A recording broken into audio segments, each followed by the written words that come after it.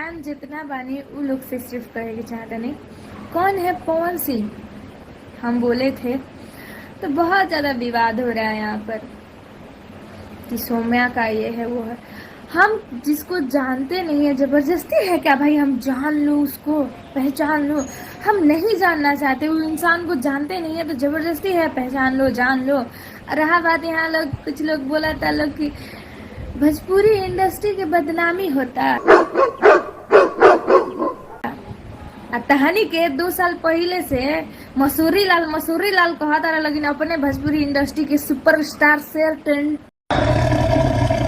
Trending star के तो भोजपुरी के इज्जत तो मेरा नहीं खे जात।